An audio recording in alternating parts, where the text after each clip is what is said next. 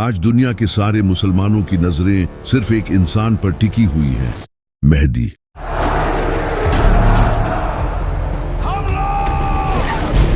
हर कोई इस इंतजार में है कि कब इमाम मेहदी आएं और मुसलमानों को लीड करें ताकि मुसलमान पूरी दुनिया पर हुकूमत कर सके।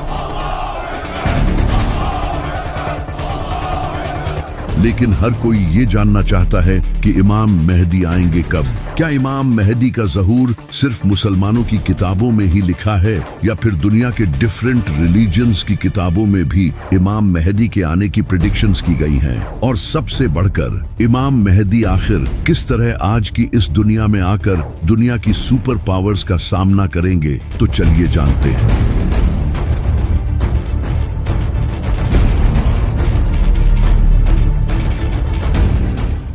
ये जो लफ्ज है महदी, इसका मतलब होता है रहनुमाई करने वाला, यानी कि एक ऐसा इंसान जो लोगों को जुल्म से निकालकर जीत दिलाए। और ये कंसेप्ट नबी सल्लल्लाहु अलैहि वसल्लम के आने से पहले का दुनिया में एग्जिस्ट करता था।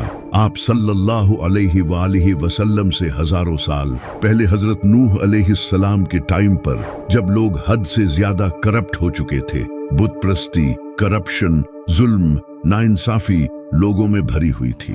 लेकिन उस वक्त कुछ नेक लोग भी जिंदा थे। वो लोग अल्लाह से दुआ करते थे कि ए अल्लाह, तू किसी ऐसे इंसान को भेज जो कि इंसानियत को एक नया मोड़ दे। तो अल्लाह ने उनकी दुआ कबूल की और इनमें हजरत नूह अलैहिस्सलाम को भेजा। उन्होंने इन लोगों को 950 सालों तक वार्न किया, लेकिन इंसानियत बदतरीन हो चुकी थी। उन्होंने हजरत नूह अलैहिस्सलाम की बात नहीं मानी सिवाय कुछ नेक लोगों के। तो अल्लाह ने हजरत नूह अलैहिस्सलाम को एक कश्ती बनाने का हुक्म दिया। हजरत नूह अलैहिस्सलाम ने कश्ती तैयार की और हर स्पीसीज के जानवर को अपने साथ ले लिया, जिसके बाद एक बड़ा फ्लड आया जिसने इन लोगों को खत्म कर दिया। और इसके बाद हजरत नूह अलैहिस्सलाम ने अपने फॉलोअर्स के साथ एक नई शुरुआत की। हजरत नूह अलैहिस्सलाम के कई सदियों बाद फिर से इंसानियत बुत प्रस्ती में पड़ गई।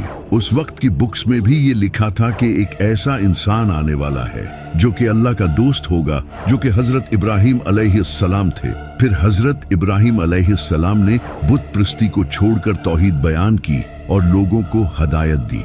हजरत इब्राहिम अलैहिस्सलाम के कई सदियों बाद बनी इसराइल इजिप्ट में बड़ी तादाद में बढ़ने लगे और ग्रो करने लगे। लेकिन उस वक्त इजिप्ट पर फिरौन की हुकूमत थी। फिरौन को बनी इसराइल से खतरा महसूस हुआ और इसने बनी इसराइल को अपना गुलाम बना लिया और इन पर बहुत जुल्म किया। कई सालों तक बनी इसराइल पर जुल्म होता रहा और वो लोग अल्लाह से दुआएं करते रहे कि तू ऐसा नबी भेज जो हमें इस गुलामी से आजाद करे। तो अल्लाह ने इनकी तरफ हजरत मूसा अलैहिस्सलाम को भेजा। हजरत मूसा ने फिरौन को डिफीट करके बनी इसराइल को आजाद किया। हजरत मूसा अलैहिस्सलाम से कई सदियों बाद हजरत ईसा अलैहिस्सलाम का वक्त आया। उस वक्त बनी इसराइल फिलिस्तीन में रोमन्स के अंडर थे और करप्ट जूइश प्रीस्ट इनके इमाम थे और कई वक्त से इनमें कोई नबी नहीं आया था। बनी इसराइल एक मसीहा के इंतजार में थे और इनकी बुक्स में भी उसके आने की खबरें लिखी थी, जो कि आज भी बाइबल में लिखी हैं। और फिर वो मसीहा हजरत ईसा अलैहिस्सलाम की सूरत में आया। लेकिन फिर भी बनी इसराइल ने इनके खिलाफ साजिशें की, तो अल्लाह ने हजरत ईसा अलैहिस्सलाम को आसमानों पर उठा लिया। हजरत ईसा अलैहिस्सलाम के बाद जब अरब में बुराई आम हो चुकी थी, तो उस वक्त यहूदियों की बुक्स में एक अजीम नबी के आने की खबरें लिखी थी। और उस वक्त यहूदी भी उस नबी का इसी तरह इंतजार करते थे जिस तरह आज मुसलमान इमाम मेहदी का इंतजार करते हैं। यहाँ तक कि आज भी बाइबल में वो प्रेडिक्शंस लिखी है। इसके बाद फिर नबी सल्लल्लाहु अलैहि वसल्लम ने ऐलान नबूवत किया।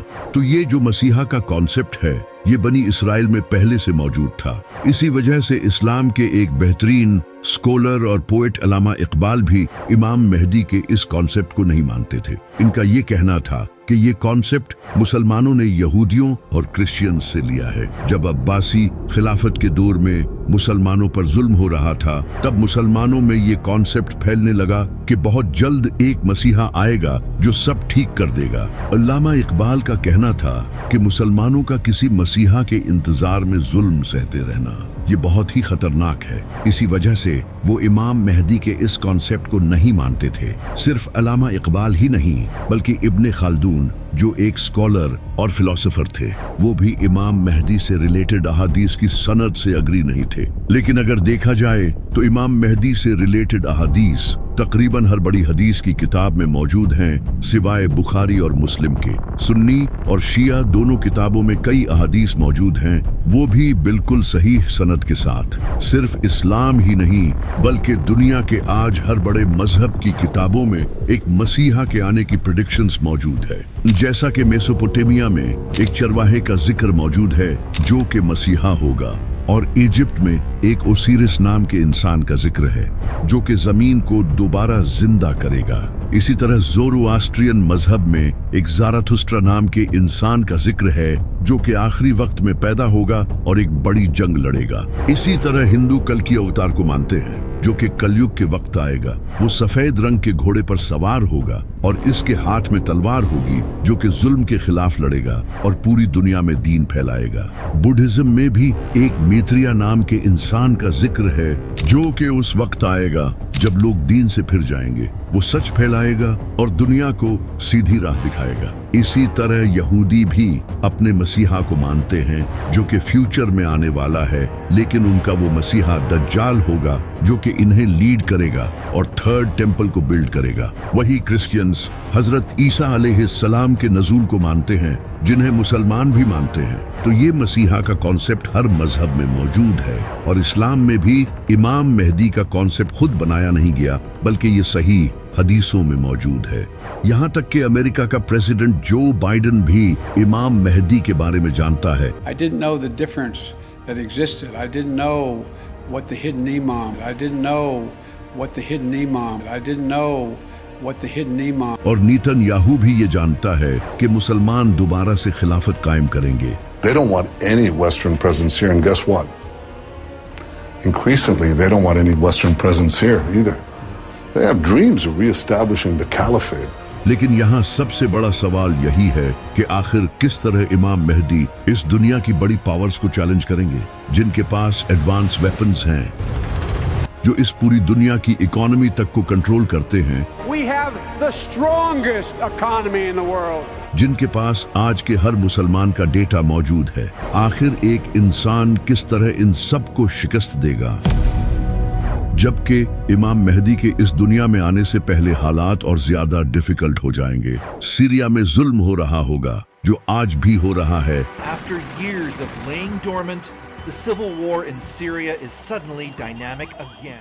दज्जाली निजाम आ चुका होगा, ग्रेटर इसराइल बन चुका होगा, जिसे खुद नेतन्याहू ने पूरी दुनिया के सामने शो किया है।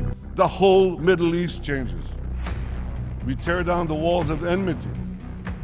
We bring the possibility of prosperity and peace to this entire region. उस वक्त फिलिस्तीन को तो सिर्फ हिस्ट्री की बुक्स में ही याद किया जाएगा, और इंडिया में भी मुसलमानों पर बहुत जुल्म हो रहा होगा। नबी सल्लल्लाहु अलैहि वसल्लम ने फरमाया, उस वक्त दुनिया की कौमें तुम्हारे खिलाफ लड़ने के लिए एक दूसरे को दावत देंगी, और उस वक्त मोमिन बहुत कम होंगे और जमीन जुल्म से भर चुकी होगी। आप सल्लल्लाहु अलैहि वसल्लम की हदीस है, आपने फरमाया था कि जब अरब के एक बादशाह की मौत होगी, ये बादशाह मोहम्मद बिन सलमान हो सकता है। शहजादा मोहम्मद बिन सलमान ने अमरीकी अरकान कांग्रेस से कहा है, मुझे कत्ल करने की कोशिश की जा सकती है। बादशाह की मौत के बाद अगले बादशाह के लिए कॉन्फ्लिक्ट होगा। तभी एक इंसान काबा के पास आएगा जहां कुछ लोग उसकी बैत करेंगे, और ये 313 लोग होंगे जो दुनिया के डिफरेंट इलाकों से सफर करके आएंगे। जिस तरह इस्लाम की सबसे पहली जंगे बद्र में भी सिर्फ 313 मुसलमान थे,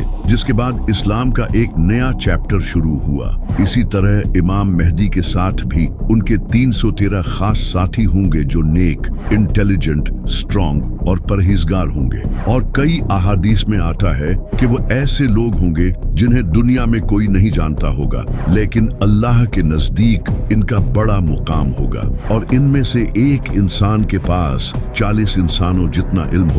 और ये सिर्फ लीडर्स ही नहीं होंगे बल्कि कमांडर्स, स्कॉलर्स और थिंकर्स होंगे। जब ये लोग इमाम मेहदी के हाथ पर बैत करेंगे तो इसके बाद वो इमाम मेहदी की एक फौज बनाने में मदद करेंगे। जब इमाम मेहदी का ज़हूर होगा तो इसके बाद वो मुसलमान जो मजलूम जिंदगी गुजार रहे होंगे वो इमाम मेहदी को सपोर्ट करने के लिए जाएंगे, जैसा कि Khorasan, Yemen, Iran, Afghanistan, Iraq और सीरिया, क्योंकि आज इन कंट्रीज की कंडीशन बहुत बुरी हो चुकी है, जिसकी वजह है ये America. Americans have never, ever, ever, ever let their country down. Never. सितंबर 2014 में अमेरिका ने सीरिया पर अटैक किया, जिसके बाद कई सालों तक सीरिया में जंग का माहौल रहा और आज सीरिया की हालत बदतरीन हो चुकी है। इसी तरह अमेरिका ने 2003 में इराक पर हमला किया और आज उसकी हालत भी खराब है। और इसी तरह अमेरिका ने कई सालों तक अफगानिस्तान के साथ भी जंग की और आज अफगानिस्तान की हालत आपके सामने है। वहां आज इतनी गुर्बत है। और अभी मार्च में अमेरिका ने यमन पर एयर स्ट्राइक्स की, जो कि अमेरिका का सबसे बड़ा मिलिट्री ऑपरेशन था। अब अमेरिका यमन के साथ भी यही करना चाहता है, क्योंकि यमन फलस्तीन के साथ खड़ा है और इसराइल के शिप्स पर अटैक करता है और पाकिस्तान को भी सीक्रेटली अमेरिका ही कंट्रोल करता है बिकॉज ऑफ पाकिस्तान मिलिट्री। लेकिन इन सब के अलावा ईरान ही एक ऐसा कंट्री है जो इस वक्त अमेरिका और इसराइल को टक्कर दे रहा है।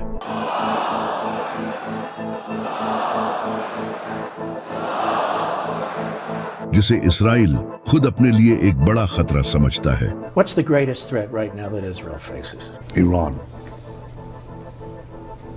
You want the three threats? Give me the three threats. Iran, Iran, Iran. And everything should be done to prevent Iran, the world's most dangerous regime, from developing the world's most dangerous weapons. और America भी ये जानता है कि Iran काफी powerful है। जब Donald Trump से पूछा गया कि ईरान काफी वीक है, आप उस पर हमला क्यों नहीं करते, तो ट्रंप ने आगे से ये कहा, Now that Iran is so weak, isn't it the right time to hit their nuclear facilities once and for all? So you say Iran is so weak. I appreciate you saying that. They're not weak. They're very strong right now, and we're not. Iran ही वो country होगा जो इमाम मेहदी को सबसे पहले support करेगा, क्योंकि नबी सल्लल्लाहु अलैहि वसल्लम ने फरमाया था कि खुरासान से काले झंडे लहराती हुई फौजें मेहदी को सपोर्ट करने के लिए जाएंगी। नबी सल्लल्लाहु अलैहि वसल्लम के टाइम में खुरासान ये था, जिसमें आज का अफगानिस्तान, ईरान, पाकिस्तान और दूसरे कंट्रीज का कुछ हिस्सा आता है। लेकिन इन सब कंट्रीज के इन पार्ट्स का नाम खुरासान नहीं है, सिवाय ईरान के। ईरान में आज भी खुरासान नाम का एक प्रोविंस है। और जैसा कि आप सल्लल्लाहु अलैहि वसल्लम ने फरमाया था कि खुरासान से काले झंडे लहराते हुए फौजें इमाम मेहदी को सपोर्ट करने जाएंगी। और आप अच्छे से जानते हो कि काला झंडा किनका है। तो इसी वजह से ईरान वो वाहिद ऐसा कंट्री होगा जो इमाम मेहदी को सपोर्ट करेगा, क्योंकि बहुत जल्द ईरान एक न्यूक्लियर पावर बनने जा रहा है। To prevent Iran from acquiring a nuclear weapon. That Iran does not ever get nuclear weapons. वो सीक्रेटली न्यूक्लियर वेपन्स बना रहा है, जिसके बाद सिर्फ पाकिस्तान ही ऐसा वाहिद इस्लामी कंट्री नहीं होगा जिसके पास न्यूक्लियर वेपन्स होंगे। जब ईरान के पास न्यूक्लियर वेपन्स होंगे तब अमेरिका और इसराइल उससे जंग लड़ने का कभी नहीं सोचेंगे। और ईरान वाहिद ऐसा कंट्री है जो इमाम मेहदी के ज़हूर के इंतजार में है। और ईरान वाहिद ऐसा कंट्री है जहां इस्लामिक सिस्टम है, जबकि दूसरी तरफ सऊदी अरब और बाकी अरब कंट्रीज अमेरिका के तलवे चाट रहे हैं। सऊदी अरब तो इसराइल को ऑयल बेच रहा है और वही ऑयल उनके रॉकेट्स में यूज होता है जो रॉकेट्स फिलिस्तीनियों पर गिरते हैं। और सऊदी अरब में आज भी बादशाहत का निजाम है। जब खुरासान से फौजें इमाम मेहदी को सपोर्ट करने जाएंगी तो इससे पूरी दुनिया को पता चल जाएगा कि अरब में एक इंसान पावर गेन कर रहा है, जो कि वेस्टर्न कंट्रीज के लिए खतरा होगा। तो वेस्टर्न मीडिया इमाम मेहदी पर इल्जाम लगाएगा कि वो एक टेररिस्ट है। और नेटो कंट्रीज जैसा कि अमेरिका, इसराइल इमाम मेहदी के खिलाफ एक फौज रवाना करेंगे, जिस फौज का लीडर सुफियानी होगा। सुफियानी एक फितना होगा जिसके पीछे वेस्टर्न कंट्रीज होंगे। ये एक ऐसा इंसान होगा जो देखने में बड़ा ही इबादत गुजार होगा, लेकिन अहले बैत के मानने वालों का दुश्मन होगा और सीरिया से निकलेगा और मुआविया की नस्ल से होगा। ये इराक और सीरिया में बहुत कत्ले आम मचाएगा। इमाम अली अलैहिस्सलाम ने फरमाया, सुफियानी सीरिया से निकलेगा, उसके चेहरे का रंग लाल होगा, उसके बाल हल्के होंगे, उसके चेहरे पर निशान होगा, वो मस्जिदों को तोड़ेगा और नबी सल्लल्लाहु अलैहि वसल्लम के मानने वालों को कत्ल करेगा। इमाम बाकर अलैहिस्सलाम ने फरमाया, सुफियानी उसी साल निकलेगा जिस साल इमाम मेहदी का ज़हूर होगा। और इमाम जाफर सादिक अलैहिस्सलाम ने फरमाया, सुफियानी का आना तय है, ये इमाम मेहदी से 15 महीने पहले आएगा। इमाम ज़ैनुल आबदीन अलैहिस्सलाम ने फरमाया, जब सुफियानी निकलेगा तो लोगों के दिल खौफ से भर जाएंगे, फिर इराक और सीरिया में खुलेआम खून बहेगा, वो औरतों और बच्चों को कत्ल करेगा। अब ये जो सुफियानी है, इसकी पर्सनैलिटी मुआविया से सिमिलर होगी, जैसे मुआविया ही दोबारा इस दुनिया में आया हो, क्योंकि ये भी मुआविया की तरह अबू सुफियान की नस्ल से होगा। और जिस तरह मुआविया सीरिया का गवर्नर था और सीरिया में उसके काफी सपोर्टर्स थे, इसी तरह सुफियानी भी सीरिया से ही निकलेगा। और जिस तरह इमाम अली अलैहिस्सलाम का कैपिटल कूफा था, इसी तरह सुफियानी भी कूफे पर हमला करेगा। इमाम जाफर सादिक अलैहिस्सलाम ने फरमाया, मेहदी के ज़हूर से पहले सीरिया में सिविल वॉर होगी, जिसके बाद सुफियानी निकलेगा। और आप ये जानकर हैरान होंगे कि सीरिया में पिछले कई सालों से एक बड़ी सिविल वॉर जारी रही थी। It is time to end this brutal civil war. Full-scale civil war. Dragged into civil war to escape the civil war. जिसका फायदा उठाकर अमेरिका ने सीरिया पर हमला किया था। और जो आज सीरिया की हालत है, यहाँ से ऐसा लीडर निकल सकता है, क्योंकि सीरिया में कई टेररिस्ट लीडर्स रहते हैं। तो जब इमाम मेहदी का ज़हूर होगा तो सुफियानी इमाम मेहदी के खिलाफ एक फौज भेजेगा, लेकिन वो फौज रेगिस्तान में बैदान नामी जगह पर जमीन में धंस जाएगी, जो कि अल्लाह की तरफ से एक मुजज़ा होगा। ये देखकर जो मुसलमान इमाम मेहदी को झूठा मानते होंगे, वो भी इनकी बैत करेंगे। यहाँ तक कि कुछ यहूदी और ईसाई भी इन्हें पहचान लेंगे और इन्हें अपना लीडर एक्सेप्ट कर लेंगे। लेकिन कुछ स्कॉलर्स जो डॉलर्स के पीछे होंगे, इमाम मेहदी को झूठा और दज्जाल कहेंगे, और मीडिया भी फुल प्रोपेगेंडा चलाएगा, इन्हें झूठा कहेगा और मुसलमानों को इनके खिलाफ करने की कोशिश करेगा, क्योंकि इमाम मेहदी उस वक्त तक दुनिया की बड़ी पावर्स के लिए एक खतरा बन चुके होंगे। जब सुफियानी को पता चलेगा कि उसकी आर्मी रेगिस्तान में धंस चुकी है, तो वो एक और बड़ी आर्मी तैयार करेगा और वेस्टर्न कंट्रीज उसकी इस आर्मी में हेल्प करेंगे, जिसके बाद इमाम मेहदी और सुफियानी के दरमियान एक बड़ी जंग होगी। यानी कि एक तरफ इमाम अली अलैहिस्सलाम की नस्ल से इमाम मेहदी होंगे और दूसरी तरफ मुआविया की नस्ल से सुफियानी होगा। इस जंग में इमाम मेहदी सुफियानी को हरा देंगे और सुफियानी को भी कत्ल करेंगे। सुफियानी के कत्ल के बाद अरब में इमाम मेहदी की पावर मजीद बढ़ जाएगी और ज्यादा लोग उनको सपोर्ट करने लगेंगे। और इमाम मेहदी के जो 313 साथी होंगे, इन हर एक के नीचे कई हजारों या फिर लाखों सोल्जर्स होंगे।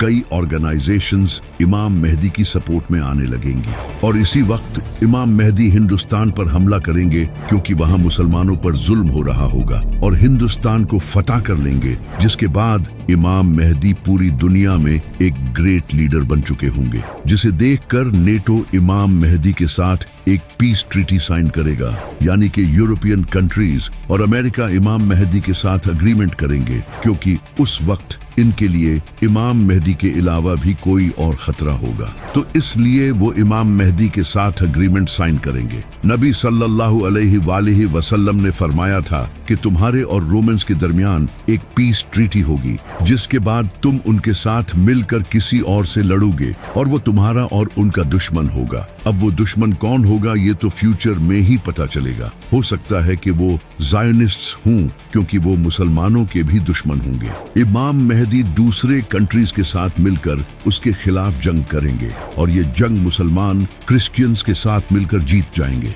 जीत के बाद मुसलमान और नॉन मुस्लिम्स अपने कैंप्स में आराम कर रहे होंगे कि तभी एक ईसाई क्रॉस को उठाएगा और गाड़ देगा, यानी कि वो ये दिखाना चाहेगा कि ये क्रिश्चियंस की जीत हुई है, न कि मुसलमानों की। लेकिन मुसलमान उस क्रॉस को तोड़ देंगे और ये दिखाएंगे कि ये अल्लाह की जीत हुई है, न कि उनकी। इस वाक़ये से मुसलमानों और वेस्टर्न कंट्रीज के दरमियान हुई ट्रीटी तोड़ दी जाएगी, जिसके बाद वेस्टर्न कंट्रीज इमाम मेहदी के खिलाफ अपनी बड़ी फौज तैयार करेंगे। ये काफी बड़ी जंग होगी। इस जंग में वेस्टर्न कंट्रीज बड़ी फौज के साथ आएंगे। इनके पास high tech AI weapons, drones, missiles और फाइटर जेट्स होंगे। जब मुसलमान इनकी फौज को देखेंगे तो नबी सल्लल्लाहु अलैहि वसल्लम ने फरमाया कि मुसलमानों की फौज का एक हिस्सा ये जंग छोड़कर भाग जाएगा, जिसे अल्लाह कभी मुआफ नहीं करेगा, और एक हिस्सा इस जंग में शहीद होगा जो कि उस वक्त का बेहतरीन शहीद होगा, और एक हिस्सा ये जंग जीत जाएगा जिसे अल्लाह दोबारा नहीं आजमाएगा। ये बड़ी ही खतरनाक जंग होगी।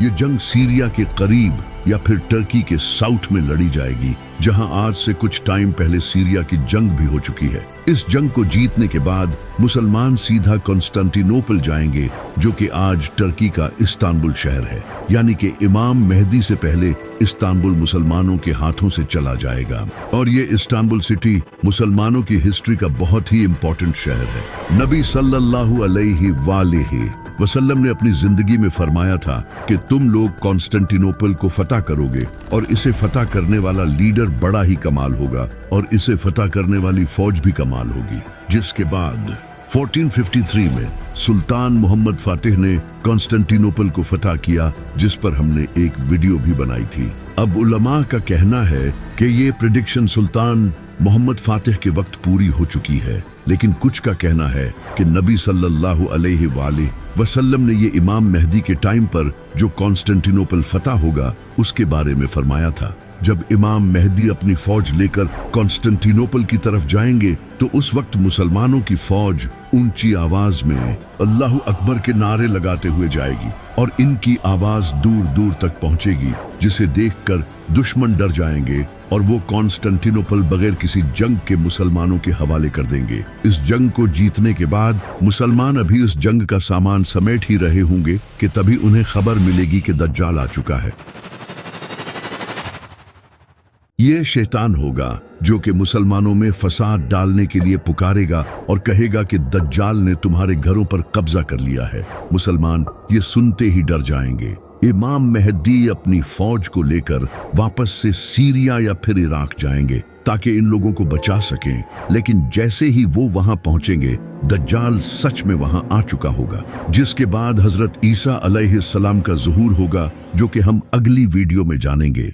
लेकिन सबसे बड़ा सवाल ये है कि आखिर इमाम मेहदी के आने से पहले कौन सी निशानियां ऐसी हैं जो पूरी होंगी। नबी सल्लल्लाहु अलैहि वसल्लम ने फरमाया था कि इमाम मेहदी से पहले जमीन जुल्म से भर जाएगी, जो कि आज होता नजर आ रहा है। फिलिस्तीन, सीरिया, इराक, अफगानिस्तान, यमन और कश्मीर, इन सब कंट्रीज में जुल्म हो रहा है, और किस तरह पपेट गवर्नमेंट मुस्लिम कंट्रीज पर हुकूमत कर रही हैं, जिन्हें कंट्रोल यहूदी कर रहे हैं। सूद आज पूरी दुनिया की इकोनॉमी बन चुका है। मुसलमानों को टेररिस्ट समझा जाता है। स्कॉलर्स रियाल के लिए दीन बेच रहे हैं। जमीन यकीनन जुल्म से भर चुकी है। इसी तरह नबी सल्लल्लाहु अलैहि वसल्लम ने फरमाया कि मेहदी के आने से पहले अंधेरी रात की तरह फितने आएंगे। इंसान सुबह के वक्त मोमिन होगा और रात के वक्त मुनाफिक। और आज आप देख रहे हो कि सबसे ज्यादा फितने अरब में हैं, जहां हर वक्त जंग चलती रहती है। इसी तरह मीडिया सबसे बड़ा प्रोपेगेंडा फैला रहा है,